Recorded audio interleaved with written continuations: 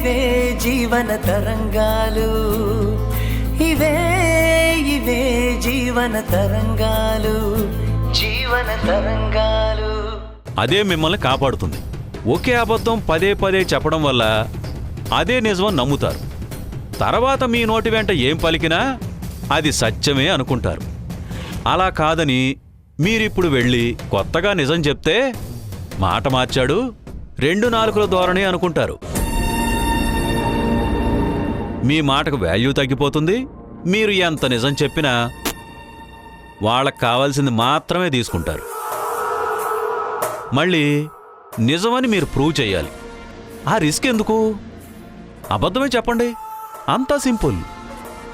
Sir, ఇన్ని విషయాలు మీరేలా చెప్పగలుగుతున్నారు సార్? పెద్దగా చదువులేదు, అయినా ఇలా ఎలా మాట్లాడగలుగుతున్నాడనే కదా మీ డౌటు. నేను 10 ఫెయిల్, చదువు అక్కడే ఆపేశాను. కానీ మనుషుల్ని చదవడం ఆపలేదు. ఇదిగో ఈ ఫోన్లు అప్డేట్ అయినట్టే నేను రోజు స్మార్ట్గా తయారవుతూనే ఉన్నాను. అందుకోసం ఇది పెంచుకోవడంలో ఎప్పుడూ ఆపలేదు. అందుకే నేను ఎక్కడా ఆగిపోలేదు, ఎక్కడ వరకు ఎదిగాను. ఏం జోజో, ఏమంటావు? సరే సార్, నేను మళ్ళీ వస్తాను సార్. ఇన్కమ్ ట్యాక్స్ డిపార్ట్మెంట్తో డీల్ చేసేటప్పుడు నన్ను అడగకుండా ఏం చేయకండి. సరే సార్. ఇంకో విషయం, ఇన్కమ్ ట్యాక్స్ డిపార్ట్మెంటు హయ్యర్ అఫీషియల్స్కి కంప్లైంట్ పంపించాను. ఏమని సార్? మీ ఏ ఆదాయం ట్యాక్స్ పరిధిలో లేదు, అదే విషయాన్ని సర్టిఫై చేయడానికి దేవిక లంచం అడిగారు. అందుకు ఆ దేవిక తన బావ రాజశేఖర్ని డబ్బు కోసం పంపించారని, పంపిస్తే వాళ్ళు అడిగినంత ఇచ్చాను, అయినా ఇంకా ఇన్వెస్టిగేషన్ అంటూ టార్చర్ చేస్తున్నారని మీ పేరుతో చిన్న కంప్లైంట్ నేనే పంపించాను. సార్ వద్దు సార్, అలా చేయడం తప్పు. ఆ డబ్బు నాది కాదని చెప్పమన్నారు, చెప్పాను సార్. నేను బయటపడేందుకు తప్పదంటే అలా చెప్పాను సార్, అంతేగాని దేవిక నాశనం అవ్వాలని నాకు లేదు సార్. చూడండి, ఇందులో ఎవరి నాశనం వినాశనం లేదు, కేవలం మీరు బయటపడ్డం మాత్రమే ఉంది. అలా కాదంటే ఆ కేసు మీ మెడకు చుట్టుకుంటుంది. ఒకసారి నేరం రుజువయ్యాక మీ ఉద్యోగం ఉండదు, తొలగిస్తారు. ఆ తర్వాత ఫేక్ ఎఫ్డీలు రెడీ చేసిన రఘురామ్ కూడా డబ్బంతా నీదేనని ఒప్పుకోడు. ఒకవేళ నీదే అని నువ్వు గొంతు చించుకుని చెప్పావే అనుకో, మరి బినామీల పేరిట ఎందుకు ఎఫ్డీలు చేయించావని ఇంకో క్వశ్చన్ వస్తుంది. అప్పుడు మిమ్మల్ని ట్యూషన్లు చెప్పి డబ్బు సంపాదించిన లెక్చరర్గా చూసే బదులు ఒక ఆర్థిక నేరస్తుడిగా చూస్తారు. దాంతో కేసు ఇంకా పెద్దదవుతుందని మన సీఏ భాస్కర్ అంటున్నాడు. అనవసరంగా కాంప్లికేషన్స్ తెచ్చుకోవడం ఎందుకు చెప్పండి. సరే, ఇక మీరు వెళ్ళండి. సార్, మీరెన్ని చెప్పినా ఈ పని చేయడం నాకు ఇష్టం లేదు సార్.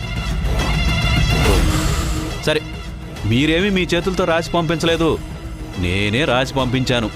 ఎవరైనా అడిగితే అనండి.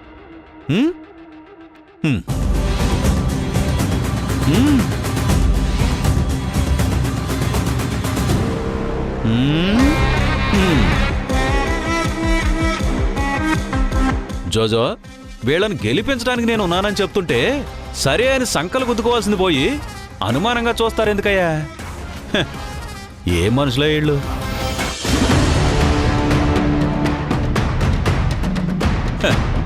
మీ అల్లుడు చాలా నేర్చుకున్నాడు శ్రీనివాసు.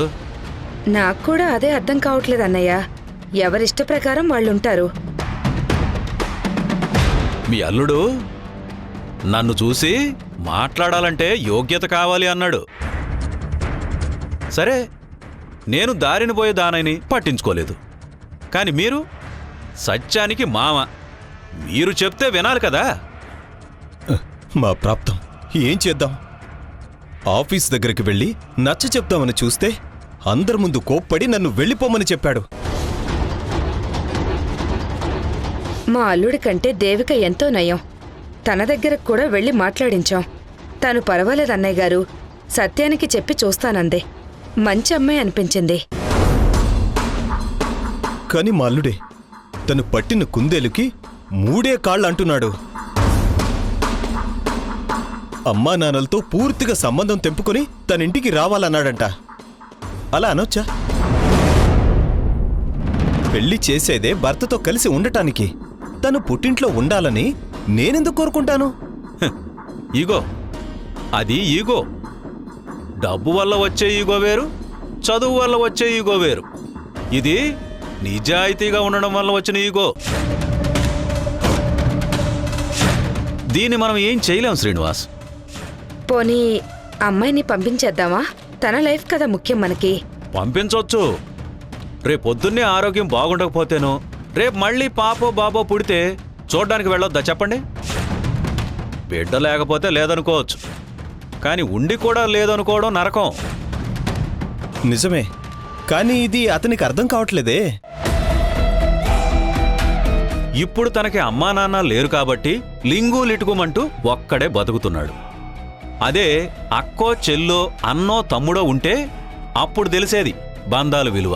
అలా ముఖం మీదే అడగొచ్చు, కానీ తర్వాత ఊరికే ఉంటాడా? పెద్ద గొడవ అవుతుంది. అంతటితో ముగిసిపోతుందా అంటే కాదు. సంసారం అన్నప్పుడు చిన్న చిన్న తగాదాలు ఉండాలి. ఆ తగులు తీర్చడానికి మధ్యలో వాళ్ళు వేలు పెట్టకముందే మళ్ళీ సిమెంటు ఇసుకలాగా కలిసిపోవాలి. అప్పుడే కదా భార్యాభర్తల బంధం స్ట్రాంగ్గా నిలబడుతుంది. ఇప్పుడు ఏం చేయాలో చెప్పండి సార్. పుష్పతో మాట్లాడతాను. తనని సత్యం దగ్గరికి వెళ్ళమని చెప్తాను. తర్వాత సంగతి తర్వాత.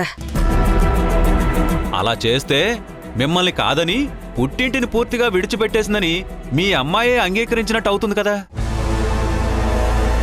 సరే, ఈ రోజు వరకు అమ్మాయిని పంపిస్తారు. రేపేదైనా గొడవ జరిగితే రావడం పోవడం సర్ది చెప్పడం ఇవన్నీ ఏం వద్దా? అమ్మాయి అన్నప్పుడు ఎన్నో కష్ట సుఖాలుంటాయి. అవన్నీ తల్లితో పంచుకోకపోతే ఎలా? తనేమైనా అడవిలో మానా? ఆడబిడ్డ. నిజమే కదండి, అమ్మా నాన్న సపోర్ట్ లేకుండా బ్రతకడం కష్టం. అలాంటిది అమ్మా నాన్నే వద్దంటే ఎలా? ఏమీ లేదయ్యా శ్రీనివాసు, అతను పెళ్ళాన్ని వదిలించుకోవాలనుకుంటున్నాడు. అందుకే ఇలాంటి తలతిక్క కండిషన్స్ పెడుతున్నాడు. అయినా అంత గొడవ ఏం జరిగిందని? ఎహే, అబ్బాయిల బుద్ధే వంకర బుద్ధి. ఇలానే ఉంటుంది. ఏదో ఒక కారణం వెతుక్కుని వదిలేయనని చూస్తారు. ఇప్పుడు మీరిద్దరూ జాగ్రత్త పడలేదనుకోండి, ఆ అమ్మాయికి జీవితాంతం కన్నీళ్లే మిగులుతాయి. ఆడబిడ్డ ఉసురు ఈ పుట్టింటికి కూడా మంచిది కాదు శ్రీనివాస్. మీకు ముందు నుంచి చెప్తూనే ఉన్నాను, పెళ్ళెప్పుడు అన్నీ బాగా విచారించండి అని. నా మాట వినిపించుకోలేదు. ఇప్పుడు చూడండి ఏమైందో. కాసేపు ఆగుతావా? అయినా ఇప్పుడు దాని గురించి ఆలోచించి ప్రయోజనం ఏముంది? సార్, వదిలేస్తారంటారా? ఇలాంటి వాళ్లను నమ్మడానికి లేదు. మన జాగ్రత్తలో మనం ఉండాలి. పెళ్లికి ముందు ఒంటరి జీవితం గడిపేవాళ్లు వేరు. పెళ్ళయ్యాక కూడా ఒంటరిగా ఉంటున్నాడంటే ఏమనుకోవాలి చెప్పండి? అదే సార్, ఏం చేయాలో తోచడం లేదు.